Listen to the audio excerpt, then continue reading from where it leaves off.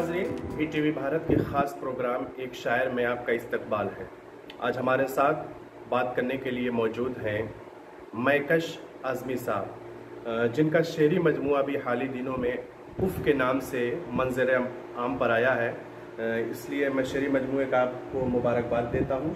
और मेरा सवाल आपसे ये है कि आपका जो शेरी मजमूआ उफ़ के नाम से मंजर आम पर आया है, क्या चीज़ है उसमें, किस चीज़ का वो मजमूआ है?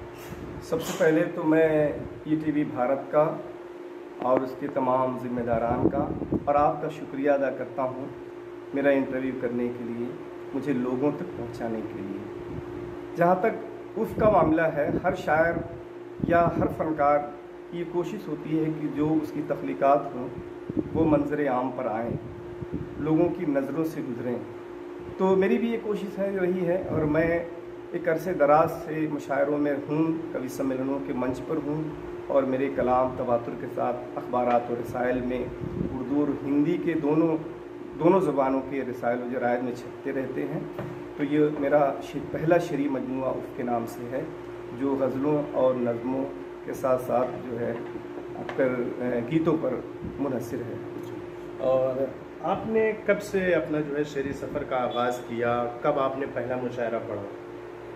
बड़ी अजीब, ये तो बात सही है। शेरी सफ़र के आगाज़ के बाद बहुत दिनों के बाद स्टेज मिलता है मुशायरे में।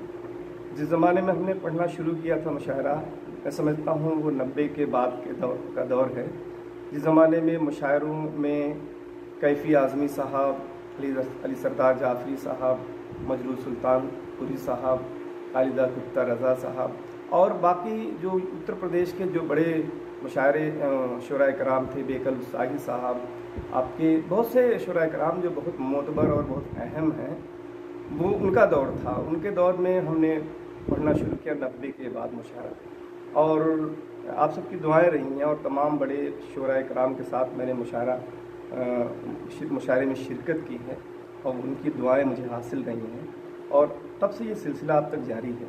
इसी के साथ मैं एक बात और बता दूं कि मैं बिलखुसूस मैं उर्दू का शायर हूँ, और उर्दू कौमी एकजहती की ज़ुबान है, भाईचारे और मोहब्बत की ज़ुबान है। तो मेरा अपना एक मिशन है कि मैं कोई भी मुशायरा पढ़ूँ, कोई भी कवि सम्मेलन पढ़ूँ, मगर उसमें कौमी एकजहती की बात मैं ज़रूर करता हूँ, क्योंकि ये हमारी मुश्तरका तहज़ीब भी है, हमारी रिवायत भी है, और हमारा ये उसूल भी है, और इंसानी उसूल भी हमारा है, और मजहबी उसूल भी है, और हिंदुस्तान का ये तकाज़ा इस वक्त का है। कहाँ कहाँ मुशायरों में आपकी शिरकत रही है? हिंदुस्तान में तो बिलखुसूस पूरे हिंदुस्तान भर में मैं आप सबकी दुआओं से, और जो सामीन हैं और जो मुंतज़मीन हैं, उनकी मोहब्बतों के ज़रिए मैं पहुंचता रहता हूं। इसके बाद मैं दुबई में भी मुशायरा पढ़ा हूँ, नेपाल में भी मुझे मौका मिला है मुशायरा पढ़ने का, और इंशाअल्लाह आप सबकी दुआएं रही तो दुनिया भर के ममालिक में आप सब मुझे याद करेंगे, मुझे बुलाएंगे ज़रूर। आप एक ऐसे ज़िले से आते हैं जो बड़ा ज़रख़ेज़ माना जाता है अदब के मामले में। आपके ज़िले से मशहूर शायर और मारूफ शायर जो हैं कैफ़ी आज़मी, अल्लामा शिबली नोमानी की ये सरज़मीन रही है, जो एक अच्छे अदीब गुज़रे हुए हैं। तो मौजूदा वक्त में अगर अदब की बात की जाए तो आप अपने ज़िले में क्या पाते हैं? नहीं, देखिए, हर दौर अपने साथ कुछ न कुछ चीज़ें लिए रहता है, और जो शिबली का दौर था वो अब ये कैफ़ी का दौर नहीं रहा, जो कैफ़ी का दौर था अभी दूसरा दौर आ गया है, तो कुछ न कुछ चीज़ें तब्दील होती रहती हैं। आज़मगढ़ में, बिलखुसूस आज़मगढ़ में की बात आपने की है, तो आज़मगढ़ में आज भी बहुत अच्छे अच्छे लिखने वाले लोग मौजूद हैं, और वो अल्लामा शिबली नोमानी, इकबाल सुहेल और कैफ़ी आज़मी साहब की जो इस ज़िले पर ख़ास नज़र रही है, और जो उनकी कोशिशें रही हैं, उसकी वजह से ही आज बहुत से अच्छे लिखने वाले आज़मगढ़ में मौजूद हैं और बहुत अच्छा लिख रहे हैं। उनमें मैं चाहूँ तो एक शकील आज़मी साहब बॉम्बे में रहते हैं, एक उबैद आज़म साहब हैं, और बहुत से नाम हैं। मैं नाम तो कितने नाम दूँ, लेकिन बहुत से नाम हैं लिखने वाले। शायरी ही नहीं, नस्र में भी बहुत अच्छे लिखने वाले लोग यहाँ पर हैं, और यहाँ माहौल भी बहुत अच्छा है। यहाँ एक बड़ी तादाद में उर्दू अखबारात पढ़े जाते हैं, यहाँ बड़ी तादाद में आपको उर्दू लिखने पढ़ने वाले मिल जाएंगे आपको। तो मैं ये समझता हूँ कि ये जो है हमारी सरज़मीन आज़मगढ़, बिलखुसूस इकबाल सुहेल ने कहा था कि इस खित्ते आज़मगढ़ पे मगर फैज़ान तजल्ली है अक्सर, जो ज़र्रा यहाँ से उठता है वो नय्यर आज़म होता है। तो मैं इस बात को मानता हूँ कि जो ज़र्रा यहाँ से उठता है वो नय्यर आज़म होता है, और मैं समझता हूँ कि अभी भी बहुत कुछ यहाँ पर होने के लिए है। अभी आपने एक बात कही थी कि हमारा एक जो है शेरी मजमूआ हिंदी ज़बान में भी आने वाला है, तो क्या है, क्या नहीं, चीज़ उसमें? वो तो मेरा हिंदी हिंदी में भी मेरे कुछ कलाम हैं, तो ये उर्दू और हिंदी मिलाकर मेरा एक शेरी मजमूआ और भी आया है जिसका नाम है तेरी नज़र में। उस पर हमारे एक बड़े बनारस हिंदू यूनिवर्सिटी के हिंदी विभाग के प्रोफेसर डॉक्टर वशीष अनूप ने, उनका मजमून उस पर है, और डॉक्टर अंजना सिंह का उस पर मजमून है, और वो भी इसी तरह का एक शेरी मजमूआ है और लोग पसंद भी कर रहे हैं। मैं समझता हूँ कि आप सबकी दुआएं रहें कि फिर दोबारा एडिशन में उसे जल्दी ही छापने की कोशिश करूँगा मैं। हम आपसे दरख्वास्त करेंगे कि हमारे नाजरीन के लिए जो है आपको ये गज़ल जो है कलाम पेश करें। जी शुक्रिया। ये तो एक किसी शायर के लिए समझिए कि एजाज़ है कि उसके कलाम को सुना जाए। गज़ल का मतलब और 2-3 शेर आप तक पहुँचा रहा हूँ। शबे विसाल की हसरत ने मार डाला है, शबे विसाल की हसरत ने मार डाला है। फकीर इश्क को, फकीर इश्क को चाहत ने मार डाला है। शबे विसाल की हसरत ने मार डाला है।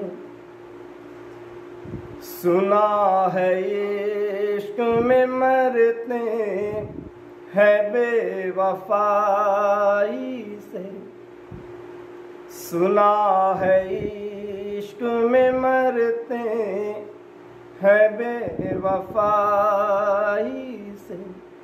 मुझे तो तेरी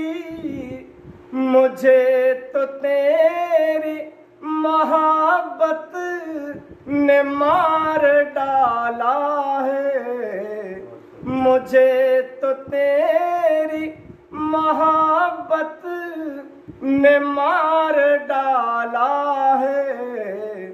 शबे विसाल की हसरत ने मार डाला है। जरा सी बात पे लड़की न खुदकुशी करती, जरा सी बात पे लड़की न खुदकुशी करती। उसे समाज की गैरत ने मार डाला है। उसे समाज की गैरत ने मार डाला है। शबे विसाल की हसरत ने मार डाला है। उसे ही छोड़ना पड़ता है घर मोहब्बत का।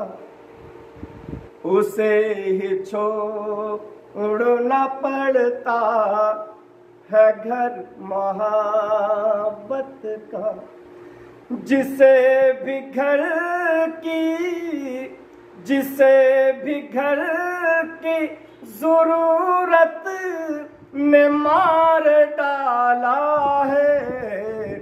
जिसे भी घर की ज़रूरत ने मार डाला है।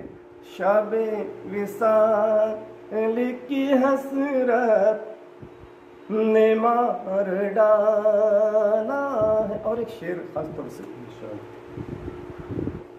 बहुत से लोग ज़लालत में मार जाते हैं। बहुत से लोग ज़लालत में मार जाते हैं। किसी किसी